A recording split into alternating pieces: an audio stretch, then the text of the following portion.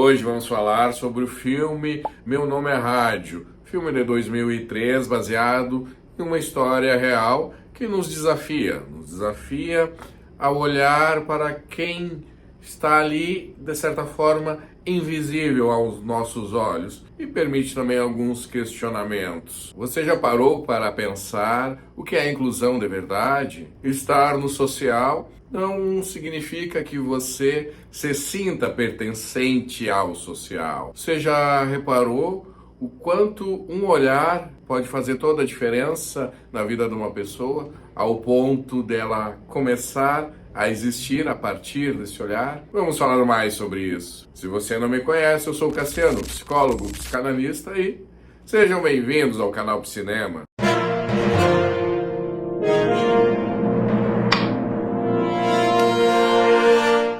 Lançado em 2003 e dirigido por Michael Tollin, Meu Nome é Rádio, é baseado na trajetória de James Robert Kennedy, mas ele é conhecido como rádio porque ele carregava num carrinho rádios portáteis. Ele tinha essa paixão pelos rádios. E o cineasta conheceu a relação do rádio com o treinador de futebol Harold Jones, mas ele foi muito além, ele era treinador de futebol americano, mas para o rádio ele foi muito além de um tutor, de um educador. Foi graças a ele que rádio passou a existir no social. Ele que deu espaço para a existência do rádio, transformando a sua vida. Um ponto forte desse filme é que ele nos mostra quanto não estar enquadrado num padrão de normalidade faz com que a pessoa fique num lugar de desvalia, de exclusão. Claro que estamos falando de décadas atrás. Rádio faleceu em 2019, teve muitas homenagens ao longo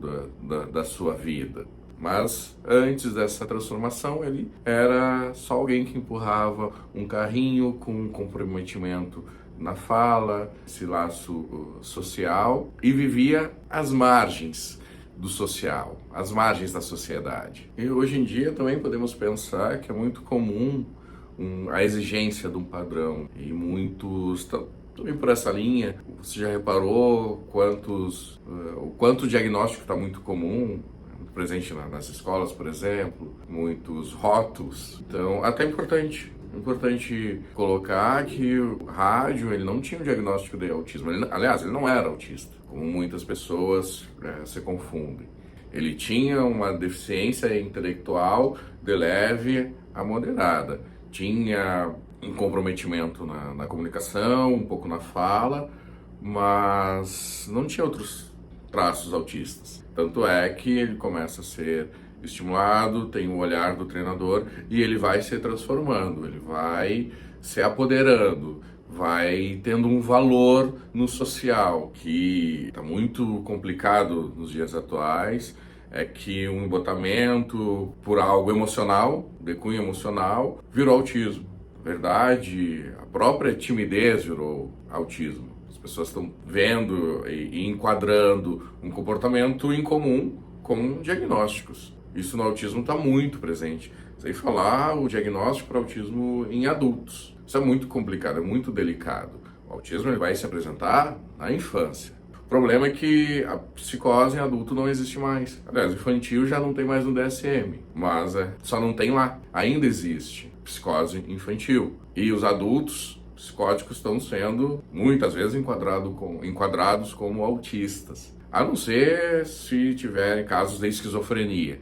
Aí sim, a esquizofrenia, bom, tem uns traços muito específicos. Então, aí sim, mas existem outras psicoses. No início do filme, vemos rádio deslocado, às margens, simplesmente existindo. Não porque ele era agressivo ou perigoso, mas por uma lógica de não ser produtivo. Não apresentava nenhum desempenho. E aqui podemos pensar numa questão psicanalítica que é a nomeação, mas a nomeação simbólica. Sem a nomeação do outro, não há um lugar simbólico. Então, o rádio não era socialmente reconhecido. Ele não tinha voz, ele não era escutado, ele estava fora do discurso comum.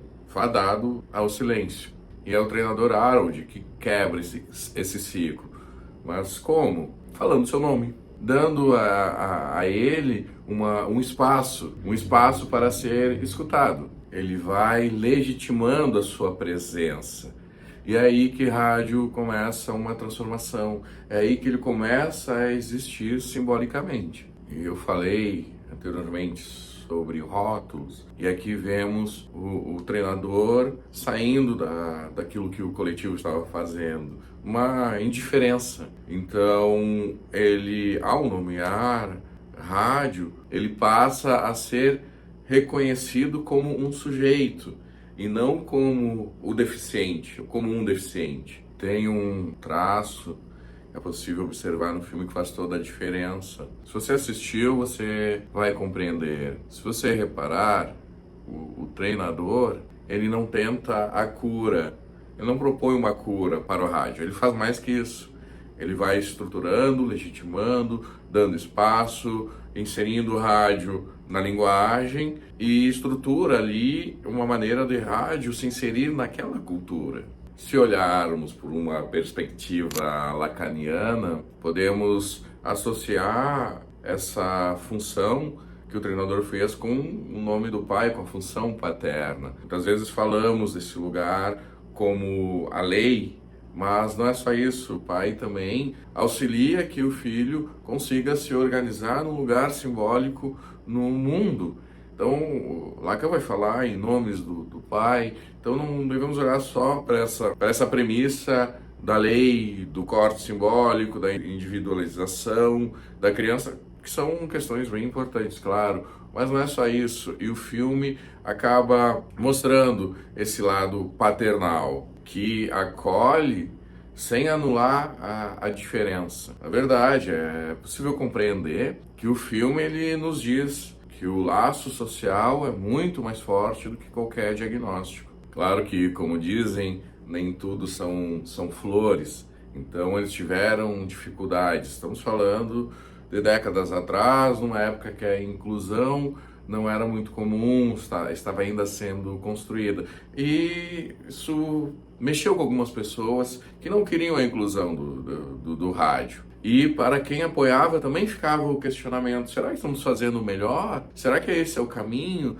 Será que isso é o melhor para a rádio? E a rádio vai mostrando o que realmente ele gostava, o que realmente ele desejava e o quanto ele contribuiu para a comunidade também. Não foi só ele que mudou. E rádio fala, e fala muito alto, mas ele fala através do abraço, da dança, do carinho, do afeto. Um afeto que transcende e impacta o outro. Parece até que reorganiza um ambiente, possibilitando movimentos simbólicos, que são capazes de furar, podemos dizer de alguma maneira, a rigidez daquela cultura que era muito marcada pela performance, pela competitividade. E a rádio faz um movimento que sinaliza que o ser humano é muito, muito além de vencer ou perder. E são tantas cenas que acontece que rádio demonstra o afeto,